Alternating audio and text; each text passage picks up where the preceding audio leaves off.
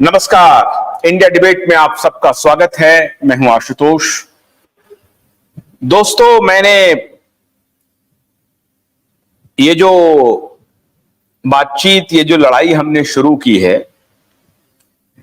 आप हैरान हो जाएंगे कि आज मैं आपके सामने मैं अपने टेलीफोन को, मैं अपने मोबाइल हैंडसेट को दिखाना चाहता हूं। और ये जो देख रहे हैं ना, ये सारे अननोन नंबर्स हैं, सारे अननोन नंबर्स हैं। और ये सारे व्हाट्सएप मैसेजेस आ रहे हैं, सारे व्हाट्सएप मैसेज आ रहे हैं और सैकड़ों की संख्या में ये मैसेज है।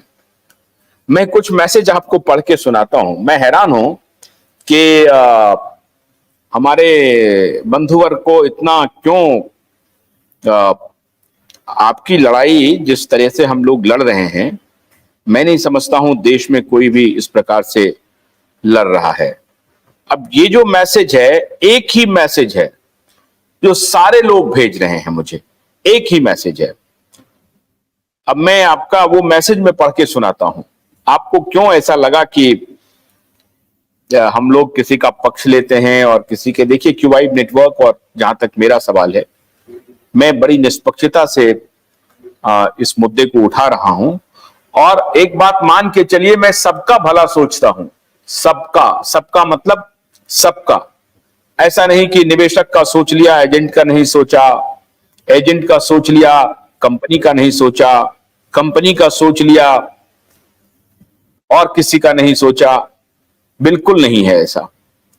हमारी मंशा में सबका भला हो, सब लोग खुश हों, सबकी समस्या का समाधान हो। मेरी मंशा 100% यही है, इसके अलावा कुछ नहीं है। अब मैं आपको वो मैसेज पढ़ के सुनाता हूं। माननीय श्री आशुतोष जी, आप अपने स्टूडियो में सहारा इंडिया को लेकर प्रतिदिन लाइव कार्यक्रम दिखाते हैं। इस संदर्भ में मेरा अनुरोध होगा कि वर्तमान समय से पुराने जख्मों को कुरेदने से बेहतर होगा कि जमाकर्ता का भुगतान, कार्यकर्ता को रोजगार एवं कमीशन, कार्यालय कर्मचारी को वेतन की व्यवस्था क्या होगी, इन विषयों पर डिबेट होनी चाहिए। बिल्कुल ठीक है। भोली भाली जमाकर्ता से भुगतान कराने के नाम पर कुछ सफेद पोस्ट सहारा के वरिष्ठ कार्यकर्ता करोड़ों रुपए चंदा इकट्ठा कर क्या भुगतान करा पाए, बल्कि ये लोग लग्जरी जिंदगी जी रहे हैं। सहारा इंडिया की व्यवसायिक गतिविधि को गलत बताने वाले वे लोग भी गलत तरीके से धन अर्जित किए तो खुद भी बेईमान और ठग हुए। ऐसे लोगों को बार बार डिबेट शो में बुलाकर जमाकर्ता को भ्रमित करने की चर्चा पर विराम लगनी चाहिए। जमाकर्ता हित, संस्था हित, कार्यकर्ता हित की बात पर चर्चा होनी चाहिए। आपके चैनल पर कुछ विरोधी आजकल संस्था की व्यवस्था पर, प्रबंधन पर गाली गलौज करते हैं। ऐसे लोगों को आपको अपने चैनल के डिबेट से बाहर करना चाहिए। ये मेरा सुझाव मात्र है। अभी वर्तमान में न्यायपालिका भी चाहती है कि समाधान का रास्ता निकले, जमाकर्ता का भुगतान हो, कार्यकर्ता को कमीशन मिले, तो फिर गलत बयान, गलत दुष्प्रचार कर जमाकर्ता तथा देश को गुमराह करने का प्रयास नहीं होना चाहिए। 3 दिनों की सुनवाई में जो समाधान का विकल्प दिया गया है, उसकी विशेष रूप से सकारात्मक डिबेट होनी चाहिए। मेरी बातों से किसी भी तरह से अगर आपको या आपके चैनल को कष्ट पहुंचता है तो दोनों हाथ जोड़कर प्रार्थना करता हूं कि मुझे माफ कर दें। अंत में पुनः क्षमा बंधन। धन्यवाद। ये हमारे साथी लिख रहे हैं और मुझे खुशी है कि आप लोग अपनी बात को लिख रहे हैं, लेकिन मैं आपसे हाथ जोड़ करके ये विनती करूंगा कि मेरे फोन पे इतने मैसेज हैं कि मेरा फोन हैंग कर गया है। तो मैं और उसमें और जो दूसरे साथी हैं वो देखिए, मैं एक और आपको मैसेज सुनाता हूं। मैं बड़ी पारदर्शिता से अभी तक काम करता रहा हूं और इसलिए पारदर्शी तरीके से मैं आपको भेज रहा हूं। एक और साथी का है, ये देखिए। उन्होंने मेरे नंबर को, मेरा व्हाट्सएप नंबर फेसबुक से या व्हाट्सएप से निकाला है, उस नंबर को सर्कुलेट किया है और कि इस कॉल पर फोन करिए। उन्होंने क्या लिखा है वो देखिए। साथियों, यह क्यूवाइब न्यूज नेटवर्क के सीईओ आशुतोष पाठक का कॉन्टैक्ट नंबर है, जिस पर आप सभी बड़ी मात्रा में व्हाट्सएप चैटिंग या कॉल करके बता सकते हैं कि आपका स्टूडियो में जो चंदा चोर का सपोर्ट आप ना करें। आपके चैनल के माध्यम से डिबेट होती है, उसमें गलत शब्दों का प्रयोग ना हो।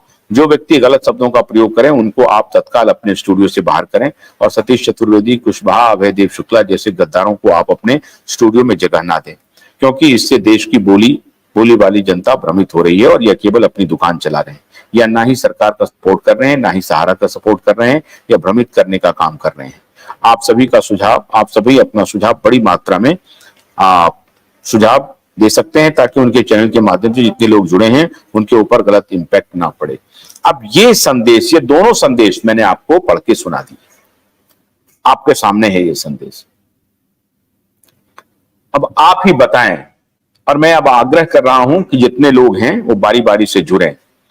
अब आप सभी एक दूसरे को गाली गलौज करेंगे, एक दूसरे को गद्दार कहेंगे और लड़ाई करेंगे आपस में, और आप हमसे अपेक्षा करेंगे कि आप जो है सब लोग जो है सो बढ़िया बढ़िया बात कीजिए, लड़ाई मत कीजिए। अच्छा, मैं तो शुरू से कह रहा हूं, जो पीड़ित हैं, जिनका पैसा नहीं मिला है, उनकी पीड़ा को क्या मैं ना दिखाऊं?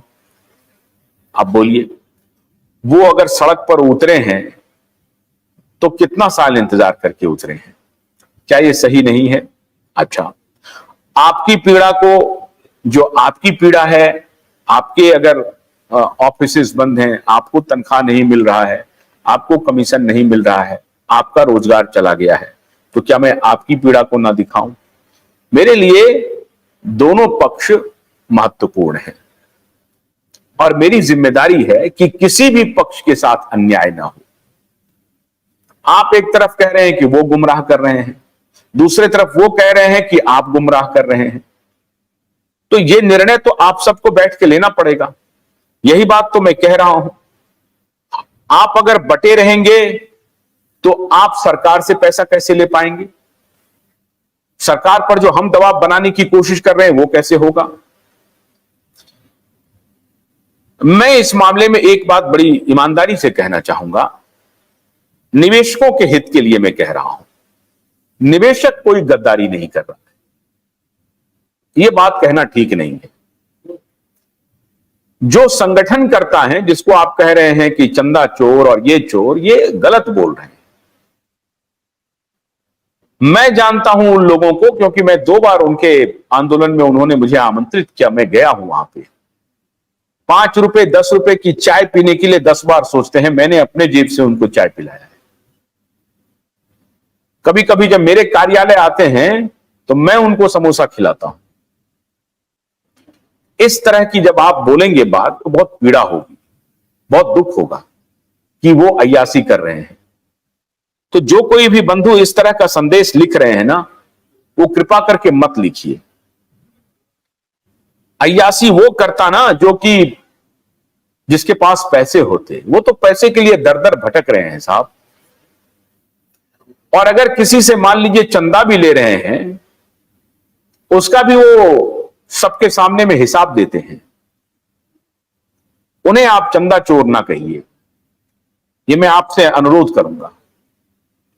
और मैं ये काम इसलिए करने की हैसियत रखता हूं कि पूरी प्रामाणिकता से मैंने पत्रकारिता की है, और इतनी हिम्मत किसी में नहीं है जो आपकी आंख में आंख डाल करके बात कर सके। तो जब आप उनको अय्यासी कहते हैं तो मुझे भी पीड़ा होती है। वो लोग क्या अय्यासी करेंगे जिनके यहां बहन, जिनकी बेटी शादी के लिए है? आप कल्पना कीजिए। इस तरह से मत बोलिए। और ये एकदम शुद्ध स्वार्थवश अगर आप ऐसा बोल देंगे, क्योंकि आपकी नौकरी चली गई, आपके बारे में मैं और बोलता हूं। आप बताइए कि कब मैंने आपका पक्ष नहीं रखा, कब मैंने एजेंट बंधुओं का पक्ष नहीं रखा? बताइए, ऐसा कब हुआ जब मैंने सहारा का पक्ष नहीं रखा? मैंने कंपनी तक का पक्ष रखा। आप सबने मेरे ऊपर तोहमत लगाई, कई बार आपने मेरे ऊपर भी तोहमत लगाई। क्या आप कंपनी का की तरफ से बोल रहे हैं कंपनी चोर है? मैं चैट में देखता हूं लोग गालियों से भर देते हैं, फलना चोर है, फलना चोर है, फलना चोर है, इस तरह से लिखते हैं आप। मैं नाम नहीं लेता हूं लिखने वाले का, तो आप उनको भी बोल देते हैं। लेकिन आज ये मुझे बहुत दुख हुआ है, बहुत पीड़ा हुआ है कि निवेशक के संगठन के लोगों को आप कहें कि वो चंदा चोर है, अय्यासी कर रहा है, ये बहुत दुखद है, ये बहुत दुखद है। ये मैं आपसे अनुरोध करता हूं कि ये आप ना लिखिए, आप मुझे करिए ना फोन, आप मुझे संदेश भेज रहे हैं कि हां आपके ये मांग बहुत उचित है कि आपके प्रति अगर हमारे शो में किसी को अभद्रतापूर्ण टिप्पणी करता है, ये बात मैं मानता हूं और उनकी तरफ से मैं माफी मांगता हूं। नागेंद्र जी ने बहुत गलत काम किया, कभी कभी और दूसरे साथी कर देते हैं तो वो गलत बात है। मैं उनसे कहता हूं कि नहीं, आप झूठा चोर ऐसे वैसे मत बोलिए, नाराजगी है मत बोलिए, लेकिन आप वहां हमारे शो पर तो नहीं बोलते हैं, लेकिन ये टिप्पणी आप सरेआम अपने ग्रुप में लिख करके फैला रहे हैं, बोल रहे हैं, तो मैं उनकी तरफ से आपसे हाथ जोड़ करके विनती करता हूं कि ऐसे लोग जो बहुत दीनहीन हैं, बहुत परेशान हैं। और एक बात सुनिए, जब मैंने जनता की अदालत लगाई तो मैं बिहार से लेकर महाराष्ट्र तक सैकड़ों निवेशकों से मिला व्यक्तिगत रूप से और उनकी पारिवारिक पृष्ठभूमि को देखा, उन्हें देखा, उनके दर्द को देखने के बाद मुझे लगा कि नहीं, तब तो ये लोग कोई नहीं थे, इन लोगों को में से किसी को मैं नहीं जानता था, कोई संगठन है ये भी मुझे नहीं मालूम था, और ये इससे अभय और इन लोगों से बेहतर कोई नहीं जानता होगा, ये लोग कोई मुझे नहीं जानते थे, कोई नहीं जानते थे। और आपको याद होगा कि मैंने पहला कार्यक्रम अदालत के खिलाफ किया था और आज भी मैं उस मुद्दे पर बना हुआ हूं। जब मैंने वो किया तो बहुत सारे लोगों ने कहा कि नहीं, आप सहारा को बचा रहे हैं। मैं तब भी सही था और आज भी सही हूं। मैंने कल भी अपने कार्यक्रम में यह सवाल किया था कि जो काम 3, 4, 5 सितंबर को हुआ है, ये 3, 4, 5 सितंबर 2011-12 में भी हो सकता था, 10 में भी हो सकता था, नहीं हुआ। और आज रात को मैं अदालत के ऊपर एक बहुत बड़ा कार्यक्रम करने वाला हूं, इसलिए मैं आप सबसे आग्रह करूंगा कि रात 9 बजे वो कार्यक्रम जरूर देखिए। परिप्रेक्ष्य अलग है, लेकिन अदालतों का क्या रुख रहा है हमारे देश में, ये मैं आज आपको बताऊंगा। तो रात 9 बजे हमारा वो कार्यक्रम देखिए भी जरूर। कहने का मेरा तात्पर्य है कि आप में से जितने लोग आज अभी जुड़े हैं, जितने दर्शक जुड़े हैं, वो कोई हमें नहीं जानते थे, मैं उन्हें नहीं जानता था, लेकिन मैं आपकी पीड़ा से इतना द्रवित हुआ कि मैंने ये ठाना कि नहीं, मैं इस मुद्दे को उठाऊंगा और उठाया। कोविड में जिस प्रकार से मैंने पत्रकारिता की और उसका मुझे पूरे देश भर में लोगों ने मुझे जो स्नेह दिया, उसके बाद मुझे लगा कि मैं जन सरोकारों के मुद्दों को ही उठाऊंगा। पत्रकार का मतलब ही यही होता है, और जिससे इतने करोड़ों लोग प्रभावित हों, उस मुद्दे को छुआ। कई बार लोगों ने मुझे कहा कि आप सहारा के साथ हैं, कई बार लोगों ने कहा कि सहारा के खिलाफ हैं। जो सहारा में हैं वो हमें खिलाफत करते हुए नजर आए, और जब मैं सहारा के पक्ष में बोल रहा था तो लोगों ने कहा कि सहारा का। और मैं समझता हूं कि अब इतने दिनों के बाद मेरी पत्रकारिता, मेरी सोच आप सबके सामने आईने की तरह साफ है कि मेरी नीयत क्या है और मैं क्या लड़ाई लड़ रहा हूं, तो बताने की आवश्यकता नहीं है।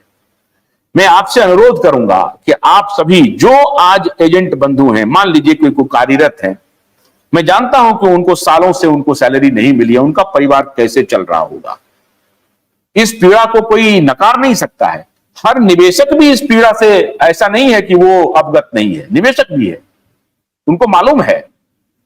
यह भी सही है कि 1-2% एजेंट ने, मान लीजिए कि उनसे कुछ गलती भी हो गई, मैं उनको भी कहता हूं कि किसी कारणवश उनसे गलती हो गई होगी, लेकिन सारे एजेंट ऐसे नहीं है। सारे एजेंट पारदर्शिता के साथ काम भी कर रहे होंगे, अपने निवेशक को फायदा भी पहुंचाते होंगे, उनको खुशी भी मिलती होगी, वो पैसा भी कमाते होंगे, अच्छा चल रहा होगा। और उसमें तो उस दिन शिवम तक ने कहा कि हाँ 2010 तक, मैं भी मानता हूं कि 2010 तक अच्छा काम चला सहारा में, पैसे मिलते थे, पैसे जमा होते थे, कैश में भी मिलते थे, तो कोई संदेह नहीं होता। तो तात्पर्य मेरे कहने का यह है कि न तो मैं एजेंट के खिलाफ हूं, न मैं सहारा के खिलाफ हूं, और निवेशक के साथ लेकिन मैं भरपूर हूं। अब इसका आप मायना जो भी लगा लें कि निवेशक के साथ मैं खड़ा हूं, और वैसी परिस्थिति में अगर मुझे सहारा का साथ छोड़ना पड़ेगा और एजेंट का साथ छोड़ना पड़ेगा तो मैं छोड़ दूंगा, मैं निवेशक के साथ खड़ा रहूंगा। लेकिन इसका कतई मतलब नहीं है कि मैं सहारा के खिलाफ हूं और एजेंट के खिलाफ हूं, बिल्कुल नहीं हूं। मेरी पूरी मंशा है कि एजेंट की नौकरी किसी प्रकार से, भगवान से प्रार्थना कर रहा हूं, मेरे प्रयास से अगर हो सकता है तो उनकी नौकरी बहाल हो जाए, सहारा काम करने लगे, सहारा